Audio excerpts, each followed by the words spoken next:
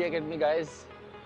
तो आज से हम शुरू कर रहे हैं डायनामिक का वर्कआउट। मतलब बहुत सारे डायनामिक के मूव की प्रैक्टिस करने वाला हूँ मैं।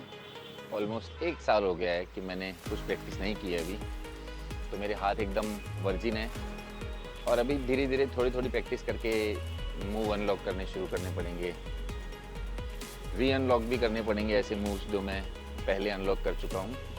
तो बिना किसी स्ट्रेस का शिकार होते हुए मुझे आराम से प्रैक्टिस शुरू कर देनी चाहिए, इससे पहले कि मैं एंग्जाइटी में चला जाऊं और जल्दी करने लगूं। तो चलो शुरू करते हैं हल्के फुल्के वर्कआउट के साथ। देखो इसमें क्या है ना, अगर आप सुबह उठ के आए हैं तो कुछ देर मेडिटेशन करें बैठ के, फिर स्ट्रेचिंग करें, उसके बाद कुछ बार पकड़ के करना शुरू करें, मैं तो बोलता हूँ, या फिर मैं करता हूँ। चलो ओके गाइस, तो मैं तो बोलता हूँ कि फिटनेस के बारे में जितनी नॉलेज आपको लेनी चाहिए उतनी नॉलेज आपको ले लेनी चाहिए। और ज़्यादा से ज़्यादा नॉलेज लेने के बाद अगर आपको लगे कि कुछ करना है तो आप यहाँ से शुरू कर सकते हैं। जैसे कि आप बटरफ्लाई कर सकते हैं। बटरफ्लाई से क्या होगा कि आप पद्मासन में बैठ सकते हैं। अगर आप पद्मासन में बैठ पाएंगे तो आप थोड़े ज़्यादा टाइम तक मेडिटेशन कर पाएंगे। तो ये देखिए, ये है बटरफ्लाई। ये कोई रॉकेट साइंस तो नहीं है, लेकिन ये आपको मेडिटेशन में हेल्प करेगी क्योंकि आप उस पोज में बैठ पाएंगे जिसमें आप मेडिटेशन ज़्यादा देर तक कर सकते हैं। तो हो सकता है ये बहुत लोगों से होता भी होगा, मुझसे भी पहले होता था, अभी भी होता है, लेकिन अभी थोड़े टाइम में दर्द होने लग जाता है। इसलिए ये आप रेगुलर करें, उसके बाद आप मेडिटेशन करें। मेडिटेशन में मैं आपको एक टेक्निक बता देता हूँ जो भगवान शिव ने बताई है, और भी बहुत सारी टेक्निक उन्होंने बताई हैं। आपको विज्ञान भैरव तंत्र पूरी किताब पढ़नी चाहिए, या फिर आप मेरे 75 डेज हार्ड में 87 डेज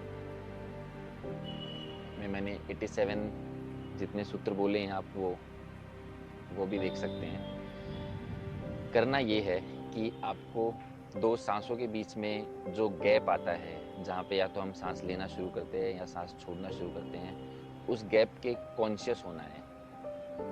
बस इतना ही करना है। इससे क्या फ़र्क पड़ेगा ये मैं अभी नहीं बताऊंगा, लेकिन अगर आप वर्कआउट से पहले मेडिटेशन करना चाह रहे हैं या फिर लाइफ में कभी भी मेडिटेशन करना चाह रहे हैं, सिर्फ वर्कआउट से पहले नहीं, तो आप इतना ही करें। वापस से सुन लें करना क्या है, मैं नहीं बोलूँगा, वीडियो में वापस सुन लें।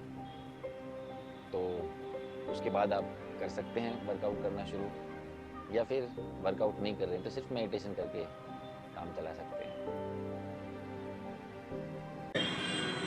ओके गाइस, तो 10-1 मिनट मेडिटेशन करने के बाद थोड़ी स्ट्रेचिंग करते हैं। अब स्ट्रेचिंग क्या है कि ज़रूरी हो जाती है। अगर आप सिर्फ मेडिटेशन और स्ट्रेचिंग कर ले रहे हैं और एक्सरसाइज नहीं कर रहे हैं तो भी फ़ायदेमंद हो सकता है आपके लिए। तो स्ट्रेचिंग के लिए आपको कोई अच्छी सी वीडियो देखनी चाहिए जिसमें बहुत ज़्यादा स्ट्रेचिंग दिखा रखी हो। बाकी मैं नॉर्मली डायनेमिक या फ्री स्टाइल जैसे मूव करने के लिए शोल्डर की स्ट्रेचिंग, नेक की स्ट्रेचिंग, बैक की स्ट्रेचिंग, ये सब ही है। तो या तो दूसरी वीडियो में स्ट्रेचिंग देखनी पड़े आपको, क्योंकि मैं एक्साइटेड हूँ वर्कआउट के लिए।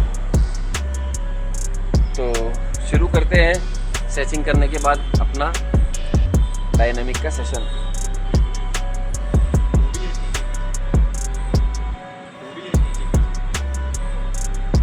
और स्ट्रेचिंग तो ऐसी चीज़ है कि आप बेड पे लेटे लेटे देख रहे हो और स्ट्रेचिंग कर सकते हो उठ के।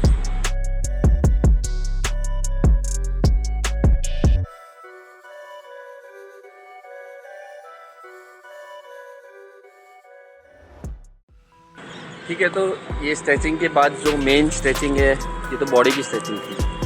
इसके बाद ये रिस्ट की स्ट्रेचिंग है। इसी से तो हम बात पकड़ के एक्सरसाइज करने वाले हैं। तो रिस्ट की भी थोड़ी अच्छी सी स्ट्रेचिंग कर लेते हैं, उसके बाद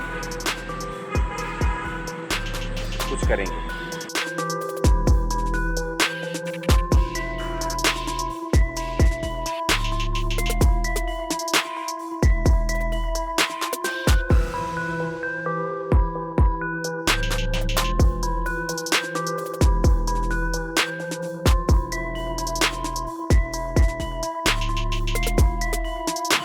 तो नी टच तो हो जा रहा है, अभी नी टच से आगे कुछ करना शुरू करते हैं। अभी नी टच हो रहा है, इसका मतलब है कि मैं गिरने वाला तो नहीं हूँ। मैं बार को पकड़ के हवा में ही बार को वापस से पकड़ सकता हूँ। कुछ मूव होगा कि नहीं ये तो मूव करके ही पता चलेगा। तो फिर 360 ही सबसे हल्का सा मूव लगता है मुझे। तो अगर वो हो गया तो कुछ और भी होगा आगे।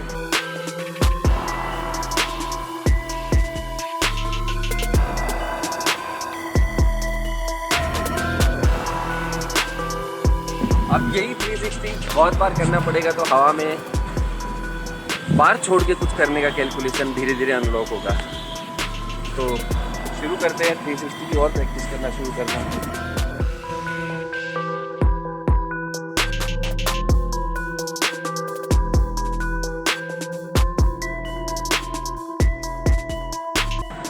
दो 360 भी अचीवमेंट है। अभी चलो देखते हैं, फ्लो सही होना चाहिए दूसरी के बाद भी। तो करते हैं फिर से।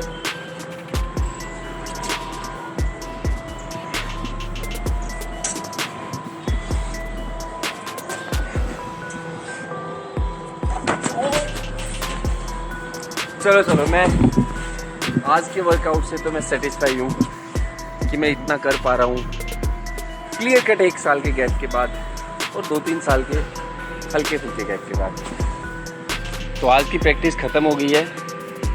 कोई 12-15 जितने फ्लो लिए मैंने और हाथ सही सलामत है।